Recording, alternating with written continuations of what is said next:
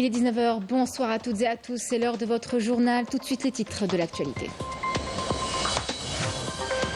Commémoration de la journée nationale de l'ANP, le général d'armée Saïd Chengriha, chef d'état-major de l'ANP, a procédé aujourd'hui à l'inauguration d'un cercle de garnison à Bou Saada, en première région militaire.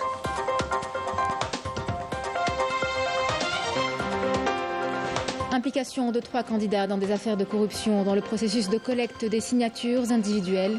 Déclaration du procureur général près la cour d'Alger lors d'une conférence de presse.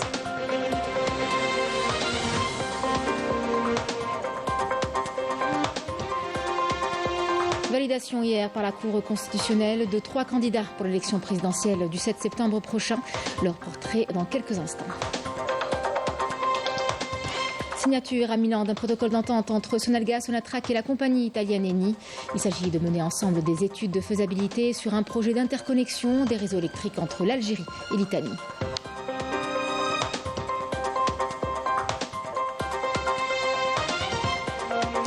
La situation au palais royal marocain est au bord de l'embrasement. Une guerre a éclaté pour succéder à Mohamed VI dans l'état de santé s'est dégradé. Nous reviendrons aussi sur l'annonce française quant à la reconnaissance du plan d'autonomie au Sahara occidental. Mesdames, Messieurs, bienvenue à vous. Dans le cadre des activités de commémoration de la journée nationale de l'armée nationale populaire, le général d'armée Saïd Chengriha, chef d'état-major de l'ANP, a procédé aujourd'hui à l'inauguration d'un cercle de garnison à Bou Saada, en première région militaire. L'inauguration de cet établissement hôtelier traduit l'importance accordée par le haut commandement de l'ANP au suivi à l'inspection des différents projets d'infrastructure, un caractère social dont s'est doté l'ANP ces dernières années. Était présent pour la circonstance le commandant de la première région militaire, le contrôleur général de l'armée, le directeur central des infrastructures militaires ainsi que les directeurs centraux du ministère de la Défense nationale et de l'état-major de l'ANP.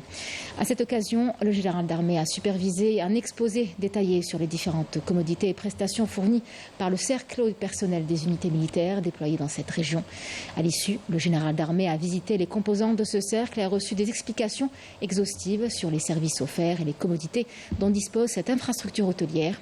À ce titre, le général d'armée a donné des instructions et des orientations aux cadres et personnels de cet établissement sur la nécessité de veiller à son entretien et à fournir des services de qualité à la hauteur des attentions des personnels bénéficiaires. Au terme de cette visite, le général d'armée a rencontré des personnels et cadres de ce nouveau cercle de garnison et leur a adressé les félicitations pour cette importante réalisation avant de signer le livre d'or du cercle.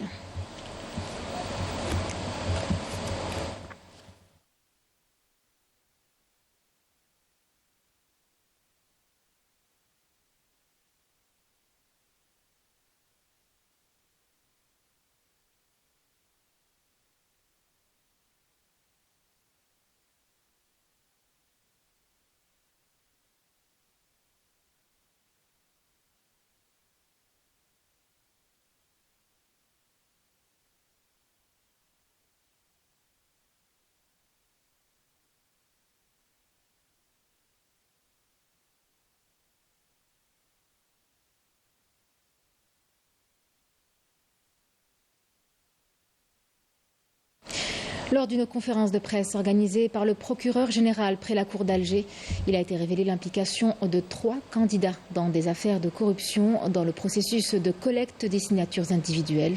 Dans sa déclaration, Lotfi Benjama a affirmé que 50 élus ont avoué avoir signé des documents officiels en échange de sommes d'argent. On écoute.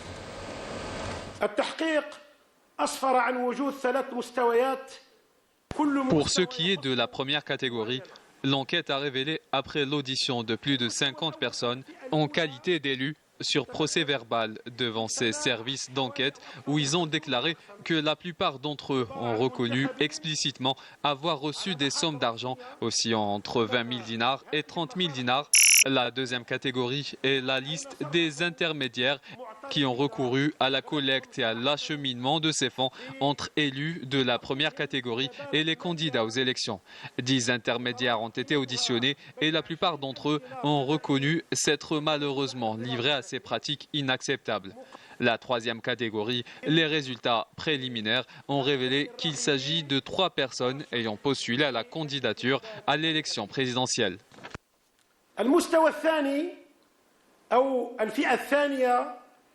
وهي عبارة عن قائمة الوسطاء الذين لجأوا إلى طبعا القيام بجمع هذه الأموال وتسليمها بين هؤلاء المنتخبين الفئة الأولى وبين الراغبين في الترشح للانتخابات. Le procureur général près la cour d'Alger, Lotfi Boudjema, a révélé la poursuite de l'enquête préliminaire ouverte pour appréhender toute personne impliquée, affirmant que la justice sera intransigeante avec toute personne qui veut porter atteinte à la transparence du parcours électoral. On l'écoute. Les services de police judiciaire suivent de près et élargissent l'enquête préliminaire ouverte pour arrêter et poursuivre tous ceux qui sont impliqués de près ou de loin dans ces incidents sous la supervision du pôle judiciaire spécialisé dans les affaires de lutte contre la corruption. Ces indices sont liés à la loi sur la corruption et à la loi électorale. Par conséquent, la loi sera stricte pour quiconque se permet de perturber le bon déroulement et la transparence des élections.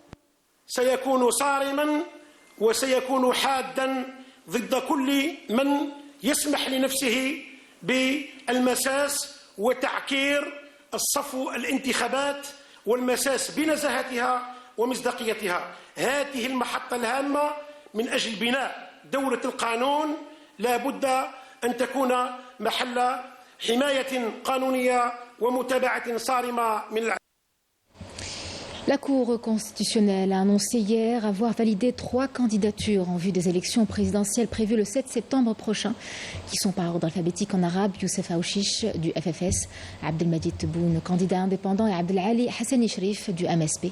Une liste définitive après avoir rejeté 5 recours. Amel Bouarda. Après avoir examiné les dossiers de candidature et les recours, la Cour constitutionnelle a tranché. Elle a annoncé la validation de 3 candidatures à l'élection présidentielle du 7 septembre prochain qui remplissent les conditions nécessaires.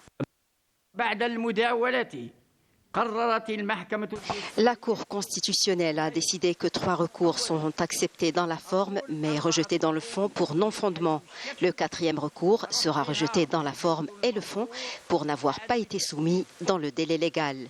Par ailleurs, la Cour constitutionnelle a décidé la validation de la liste définitive des candidats en lice pour les présidentielles prévues le 7 septembre prochain, classés par ordre alphabétique des noms de famille, conformément au texte de loi 59 du règlement régissant le travail de la Cour constitutionnelle comme suit.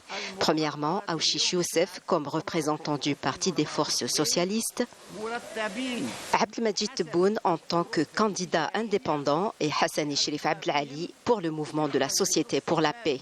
La décision de la Cour constitutionnelle sera transmise par la suite au secrétaire général du gouvernement pour publication dans le journal officiel. En outre, les décisions de rejet des recours seront notifiées aux concernés conformément au texte de loi 58 du règlement définissant le travail de la Cour constitutionnelle. Enfin, la Cour informe l'ensemble des médias et à travers eux l'opinion publique que toutes ces décisions seront publiées dans le journal officiel.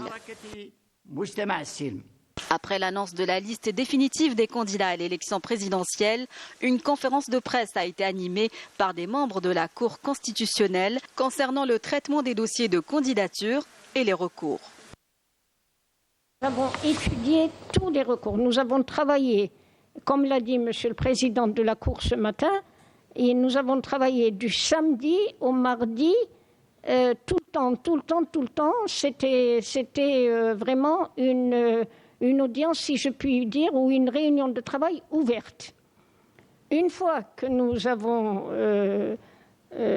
terminé ce travail, nous avons délibéré tous ensemble, encore une fois d'une manière collégiale.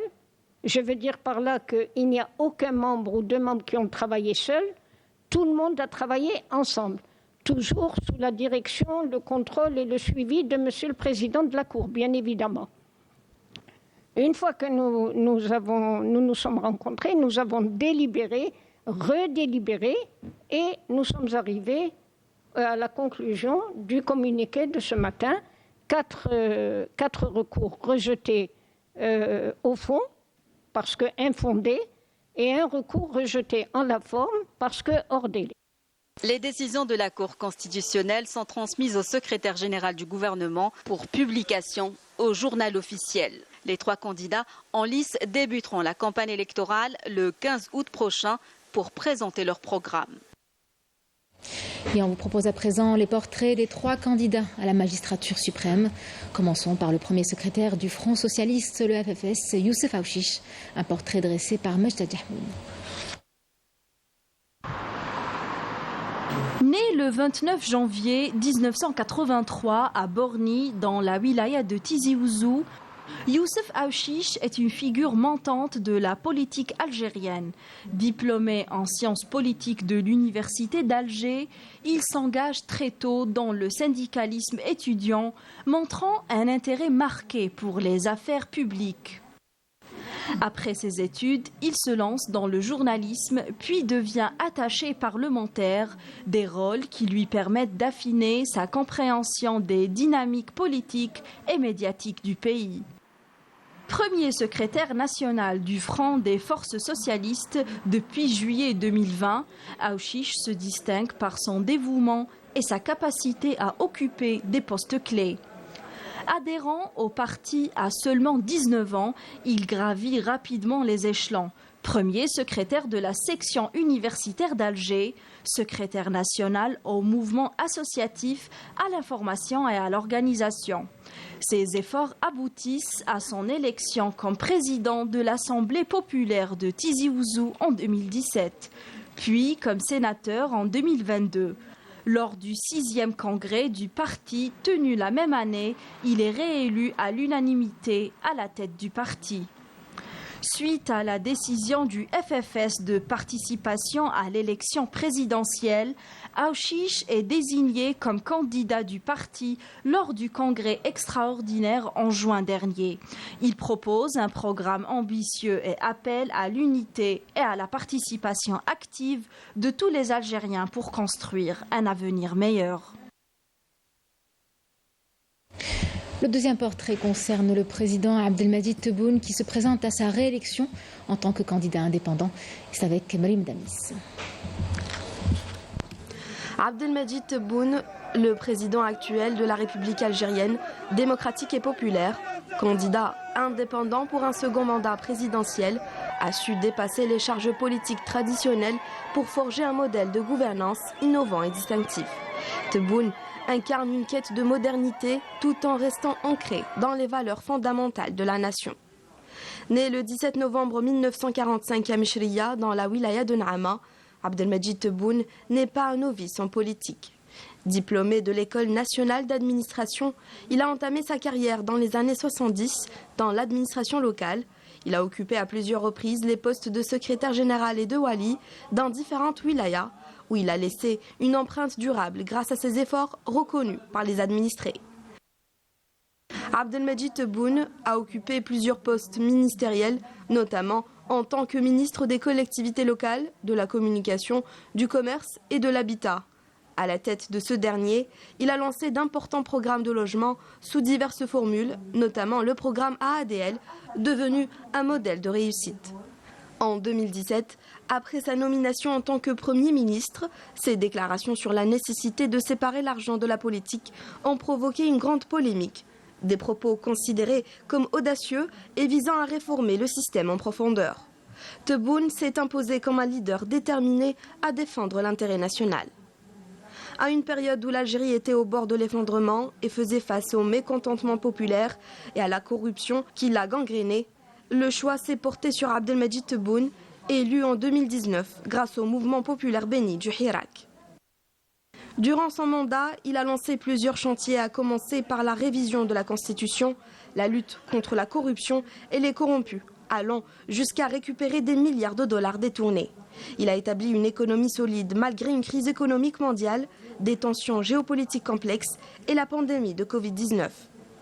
Les revenus de l'Algérie ont connu une tendance haussière, marquant la première augmentation depuis l'indépendance. Sous la présidence de Tebboune, l'Algérie a illustré ce que des millions de citoyens espéraient, la possibilité de développer un modèle économique basé sur le lancement d'importants projets industriels et agricoles. L'Algérie est devenue la 3e plus grande puissance économique d'Afrique. Les acquis réalisés sont une véritable victoire pour le peuple qui a renforcé les liens avec son président. Un président qui a toujours su communiquer à travers un langage simple et spontané, mais aussi grâce à des rencontres périodiques avec la presse. Une cohésion avec le peuple qui a déplu à plus d'un en étant la cible de plusieurs actions tentant de torpiller ses efforts, mais elles sont restées vaines. Abdelmajid Tebboune a pu redonner à l'Algérie la place qui lui sied parmi les nations. Le troisième candidat à la présidentielle est le président du MSP, le mouvement de la Société pour la paix. Abdelali Hassani Sharif, Walid Yousfi nous dresse son portrait. Regardez. À la tête du mouvement de la Société pour la paix depuis l'année dernière, Abdelali Hassani Sharif postule aujourd'hui à la magistrature suprême du pays. Né en 1966 à Maghra, dans la wilaya de Msila, il est issu d'une famille de moudjahidines. Titulaire d'un diplôme d'ingénieur d'État en génie civil en 1992 et d'une licence en sciences juridiques et droit administratif obtenue en 2004, son engagement et son militantisme au sein de la communauté universitaire dans les années 80 et 90 ont marqué les débuts de sa carrière politique. Il a été membre de l'Assemblée populaire de Wilaya de Msila de 2002 à 2007. Il occupera par la suite des fonctions diverses, notamment celle de vice-président de l'Assemblée populaire nationale entre 2007 et 2012. Il dirigera le service de l'organisation et de la numérisation du MSP au niveau national entre 2013 et 2023, avant de prendre la tête du mouvement en mars dernier. Abdelali Hassani Sharif se distingue par son approche du dialogue comme outil de résolution des crises. Sa vision pour l'Algérie est celle d'une nation forte et prospère, reflétée dans son programme électoral sous le slogan « Opportunité ». Il aspire à bâtir une Algérie unie, modérée et équilibrée. Représentant le président de la République, Abdelmajid Tebboune, le Premier ministre Nadel Arbaoui a rencontré aujourd'hui à Nouakchott le président de la République islamique de Mauritanie, Mohamed Cheikh Al-Ghazouani, auquel il a transmis les salutations du président de la République, ainsi que ses sincères félicitations à l'occasion de sa réélection. Nadel Arbaoui a également réaffirmé au président mauritanien la volonté du président de la République de renforcer la coopération et le partenariat entre les deux pays et d'intensifier le dialogue politique concernant les questions régionales et internationales d'intérêt commun. De son côté, le président mauritanien a exprimé sa profonde reconnaissance au président de la République pour la participation de l'Algérie à la cérémonie de son investiture à la tête de la République islamique de Mauritanie. En marge de sa participation en qualité de représentant du président de la République à la cérémonie d'investiture du président de la République islamique de Mauritanie à Nouakchott, le Premier ministre Nadel Arbaoui a rencontré également le président de la République arabe sahraoui démocratique, Brahim Ghali, qui a adressé les vifs remerciements et la profonde reconnaissance des dirigeants du gouvernement et du peuple de la République arabe sahraoui démocratique au président de la République, Abdelmajid Tebboune, pour son soutien fort et constant au peuple sahraoui et à sa juste cause, ainsi que pour les efforts soutenus consentis par l'Algérie, notamment au Conseil de sécurité, en accord avec les principes et idéaux de la glorieuse révolution du 1er novembre 1954. Je vous le disais en titre, Sonalgaz, Sonatrach a signé à Milan un protocole d'entente avec la compagnie italienne Eni. Cet accord établit un cadre général et les bases pour que les parties concernées mènent ensemble des études de faisabilité sur un projet d'interconnexion des réseaux électriques entre l'Algérie et l'Italie. Ahmed Khaireddin et Mariam Damis. À travers la signature de cet accord, le partenariat algéro-italien franchit un nouveau pas. En effet, les trois géants de l'énergie, Sonalgaz, Sonatrach et la compagnie italienne Eni, ont signé un protocole d'entente pour mener conjointement les études de faisabilité de l'ambitieux projet d'interconnexion électrique entre l'Algérie et l'Italie à travers la mise en place d'un câble sous-marin reliant les réseaux électriques des deux pays. Suite à ce protocole, nous allons étudier l'aspect technique, économique et environnemental. Ce projet nous permettra d'exporter l'électricité. Le partenariat entre Sonatrach et Eni est historique. Donc, on a l'habitude de travailler ensemble. On travaille très bien ensemble. On a fait pas mal de projets. L'Algérie était cruciale pendant la crise énergétique italienne et européenne. Elle est devenue le plus important contributeur pour le gaz pour l'Italie et continuer à le être. Il faut investir, on est en train d'investir ensemble et maintenant avec ce projet, il y aura aussi des investissements très importants sur la partie renouvelable et la partie électrique. Cette coopération stratégique se veut un pas supplémentaire pour renforcer les ambitions de l'Algérie de se positionner en tant que fournisseur majeur de l'Europe en matière d'énergie, notamment verte. Nous allons tout d'abord effectuer une évaluation suivie de plusieurs étapes pour réaliser ce câble marin. Ce projet intervient parallèlement à la mise en œuvre du programme de 15 000 MW d'énergie renouvelable à l'horizon 2035, dont Sonalgaz a lancé la première phase de 3 200 MW qui est en cours de réalisation. En marge de cette rencontre, d'importantes discussions ont eu lieu à Milan entre une délégation de Sonatrach et Sonalgaz et des représentants de la société américaine Baker Hughes, spécialisée dans la fabrication d'équipements énergétiques.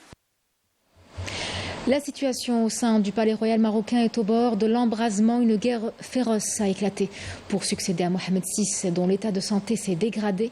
Une situation d'autant plus aggravée par le contexte actuel, notamment l'influence sioniste sur le régime. Amel Bouarwa.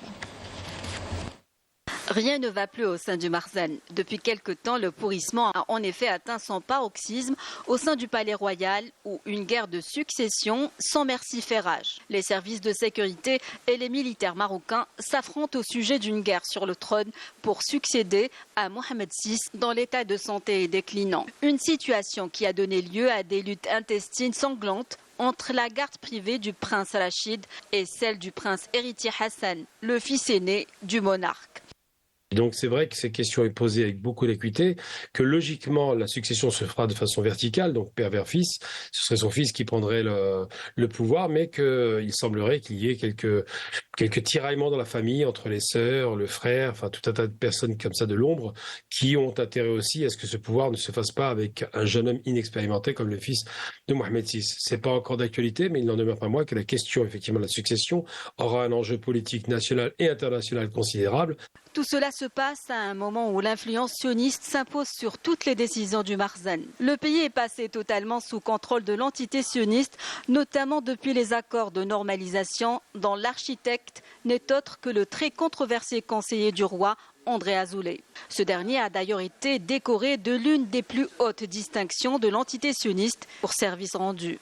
Celui qui était conseiller du roi Hassan II puis de son fils successeur veut imposer le prince Hassan. Celui-ci mène une vie de luxe comme son père avec voiture de luxe et jet privé et dispose déjà d'une fortune de près d'1 milliard d'euros. Paradoxalement, le pays est touché de plein fouet par une crise socio-économique et politique sans précédent. Une situation d'autant plus aggravée par la normalisation avec l'entité sioniste qui a créé une fissure au cœur même du Marzane et suscité une vague de colère et de protestation au sein du peuple marocain.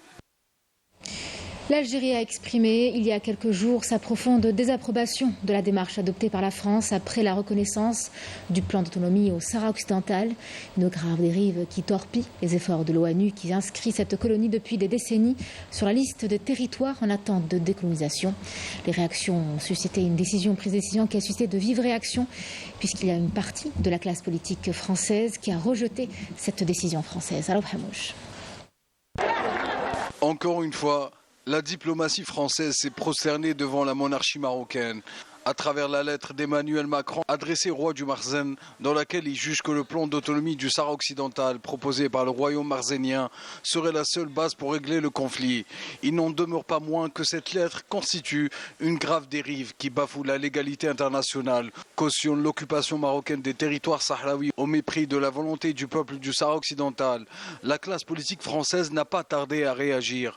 Plusieurs partis ont dénoncé la décision du gouvernement français, la qualifiant d'erreur politique, économique et diplomatique, dont les conséquences seraient lourdes pour la région et pour l'Europe. Pour moi, c'est une grande trahison de la Charte des Nations Unies.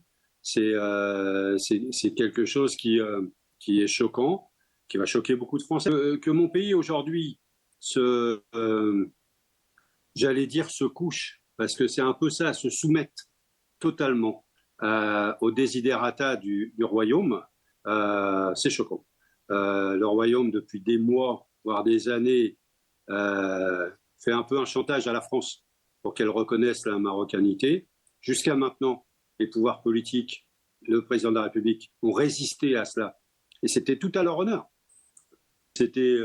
La France est membre permanent du Conseil de sécurité. Et donc, à mon avis, elle doit montrer l'exemple sur le respect de la Charte des Nations Unies. Malheureusement, avec cette prise de position qui va clairement en faveur du Maroc, il a créé une sorte de zone un petit peu de turbulence qui risque de durer un certain temps.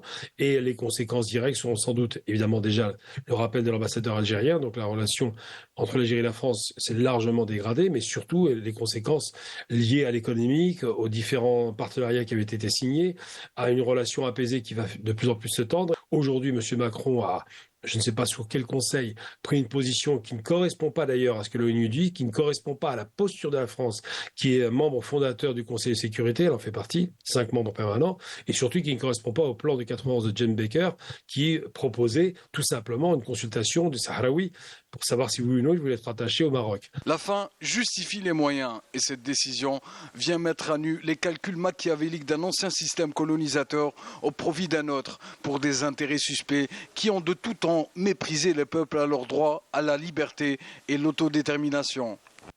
Lors de nos prochaines éditions, c'est la fin de ce journal. Merci de l'avoir suivi. Je vous retrouve demain pour l'édition de la mi-journée à midi. Excellente soirée à vous.